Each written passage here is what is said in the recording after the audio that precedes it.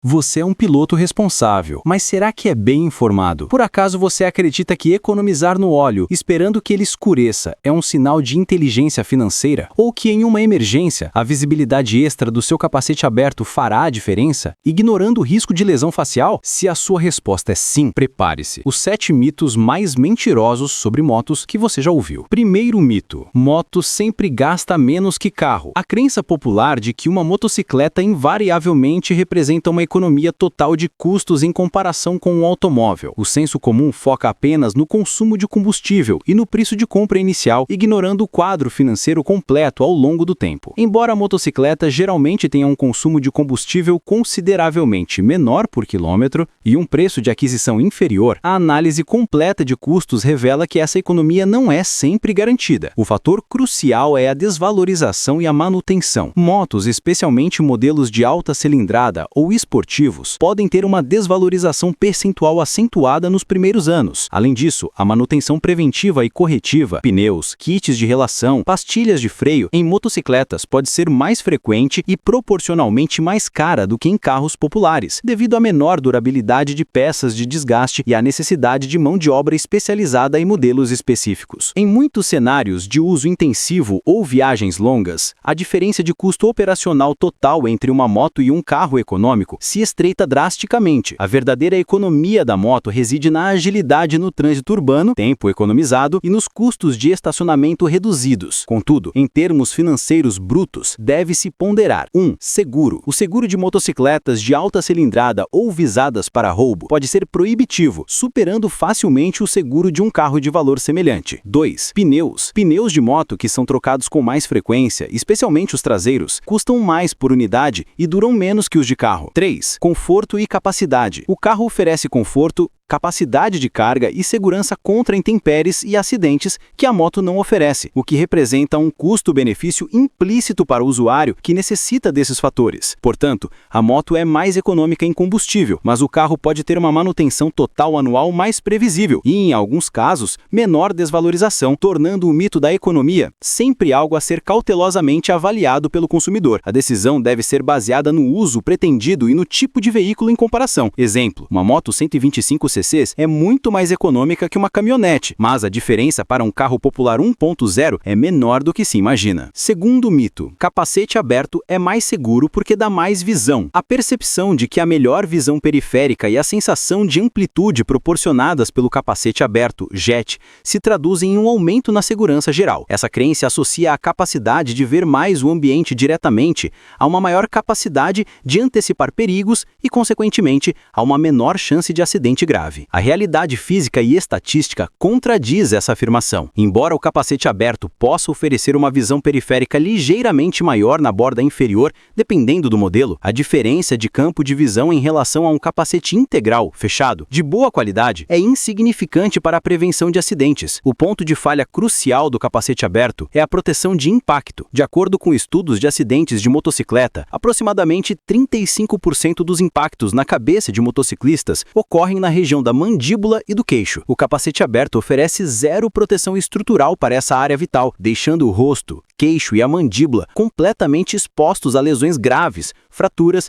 e traumas faciais permanentes. Portanto, o suposto ganho marginal de visão é trocado por um risco catastrófico de lesões não só na face, mas também de trauma cerebral secundário, provocado por um impacto direto não absorvido na área frontal inferior. O capacete integral é desenhado para distribuir a força do impacto em toda a sua estrutura, protegendo todas as áreas da cabeça. O capacete aberto oferece uma falsa sensação de segurança e maior conforto em climas quentes ou em baixas velocidades. Contudo, a segurança real deve ser medida pela capacidade de prevenir lesões graves em um cenário de colisão. Testes de certificação de segurança como DOT, ECE e SNEL atestam que os capacetes integrais oferecem a maior cobertura e absorção de energia de impacto. O maior campo de visão percebido pode até ser uma desvantagem, pois expõem o motociclista a mais ruído e vento, o que pode levar à fadiga auditiva e visual em longas distâncias, diminuindo a concentração. Além disso, a viseira de um capacete integral protege os olhos contra detritos, insetos e chuva, fatores que são essenciais para manter a visão clara e ininterrupta durante a pilotagem. A única exceção de uso mais seguro para capacetes abertos é em situações de baixíssima velocidade, como dentro de condomínios fechados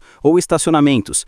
Mas para o trânsito normal e rodovias, o capacete fechado ou o escamoteável ou modular, aprovado para uso fechado, oferecem a proteção superior e necessária para a vida do condutor. Terceiro mito: óleo do motor só precisa trocar quando escurecer. A ideia errônea de que a cor escura do óleo lubrificante é o único ou principal indicador de sua saturação e, consequentemente, da necessidade de troca. Muitos motoristas acreditam que enquanto o óleo mantiver uma cor ambar ou clara, suas propriedades e eficácia de proteção estão intactas, ignorando o fator tempo e quilometragem. O escurecimento do óleo é, na verdade, um sinal positivo de que ele está cumprindo a sua principal função, a limpeza. Durante a operação do motor, o óleo absorve e suspende subprodutos da combustão, fuligem, partículas metálicas microscópicas e detritos. Os aditivos detergentes e dispersantes presentes na formulação do óleo são os responsáveis por envolver essas impurezas e mantê-las em suspensão, impedindo que se depositem nas partes internas do motor. Portanto, um óleo que escurece rapidamente, em muitos casos, está apenas mostrando que tem uma alta capacidade de limpeza. O verdadeiro problema não é a cor, mas sim a degradação química dos aditivos e a perda de viscosidade. Com o tempo e o calor, os aditivos antioxidantes, antidesgaste, como o ZDAP, dialquilditilfosfato de zinco, e principalmente os modificadores de viscosidade em óleos multiviscosos, se esgotam ou se quebram. Cisalhamento. Mesmo que o óleo pareça claro devido a uma baixa taxa de sujeira, como em carros que rodam muito pouco, sua estrutura molecular pode estar comprometida e sua capacidade de formar a película protetora hidrodinâmica já ter desaparecido, levando ao contato metal com metal e o desgaste prematuro das peças críticas, como anéis, comandos e bronzinas. A regra Go Ouro para a troca de óleo é seguir o que vier primeiro, o prazo em meses, geralmente 6 ou 12, ou a quilometragem especificada pelo fabricante. O fator tempo é crucial, porque o óleo, mesmo parado no cárter, sofre oxidação ao entrar em contato com o ar e a umidade. Essa oxidação degrada a base lubrificante. A negligência da troca no prazo correto, mesmo com baixa quilometragem, resulta em formação de borra, que entope galerias, impede a lubrificação e leva à quebra catastrófica do motor. Óleos modernos, sintéticos e semissintéticos são formulados para manter suas propriedades dentro de um limite de tempo ou quilometragem específico. Confiar apenas na cor ignora a vida útil química do produto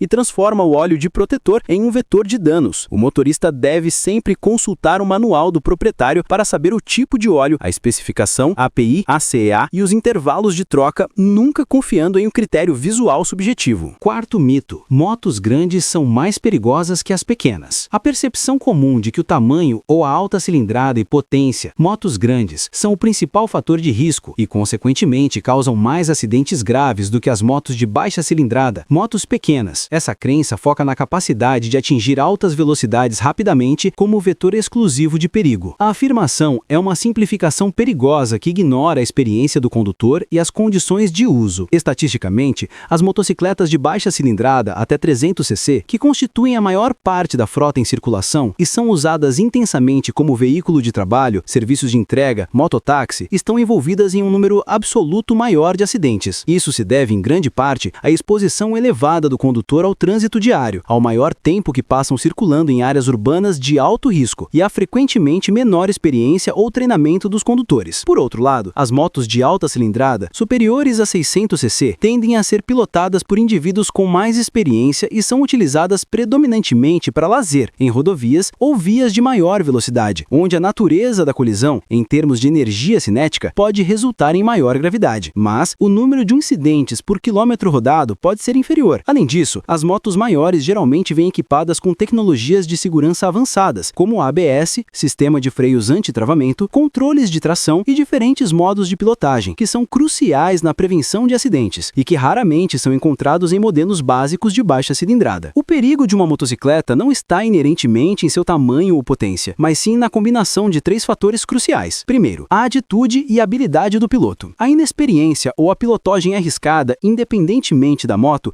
é o principal fator de risco. Um piloto imprudente em uma 125cc é perigoso tanto para si quanto para os outros. A falta de tecnologias de segurança. A ausência de ABS em motos pequenas, que são usadas por iniciantes, é um fator de risco gigante, pois a frenagem brusca sem este sistema é uma das maiores causas de quedas. 3. A frequência de uso e exposição. Como mencionado, a moto pequena de trabalho está exposta ao risco por mais horas e em condições mais adversas. Em suma, uma moto grande é mais perigosa na mão de um piloto inexperiente ou negligente, devido à sua capacidade de acelerar mais e frear pior, pelo peso, se não tiver ABS. No entanto, o risco real e mais disseminado está na falta de treinamento adequado e na exposição diária em massa das motos pequenas, que acabam gerando a maioria dos acidentes. A segurança, portanto, está ligada à responsabilidade do condutor e aos recursos de segurança da máquina, e não meramente à sua cilindrada. Quinto mito: moto esportiva não pode andar devagar. A crença de que as motocicletas super esportivas, otimizadas para pista e alta velocidade,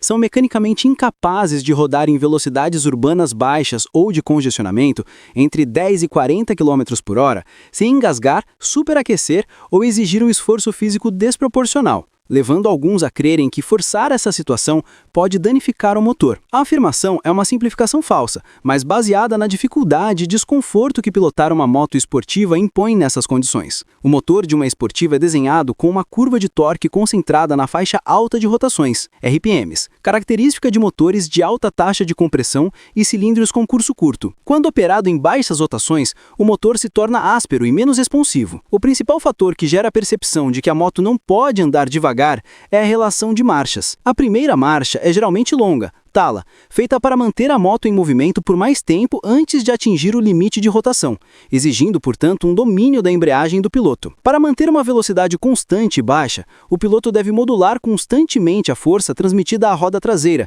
escorregando a embreagem para evitar o tranco ou o risco do motor morrer. Isso, combinado com a posição de pilotagem agressiva, inclinada para frente, e a geração de calor extremo, devido à carenagem fechada e ao projeto de performance, torna a experiência em trânsito lento exigente e desconfortável, mas de forma alguma impossível ou prejudicial à máquina, desde que o sistema de arrefecimento esteja em ordem. O mito confunde o que é desconfortável ou tecnicamente desafiador com o que é proibido ou danoso. O piloto que adquire uma super esportiva deve estar ciente de que a bicicleta exige maior habilidade e paciência no uso urbano do que um modelo naked ou trail. A necessidade de andar devagar em cidades é uma realidade, e a moto é desenhada para suportar isso contando com o sistema de embreagem como seu principal modulador. Danos ao motor só ocorreriam se o piloto insistisse em rodar com rotações excessivamente baixas, marcha errada, a ponto de forçar os componentes internos, vibração excessiva, ou permitisse o superaquecimento, o que é uma falha de manejo, não do design da moto. Em suma, o mito é uma justificativa para a impaciência do piloto. A moto pode andar devagar,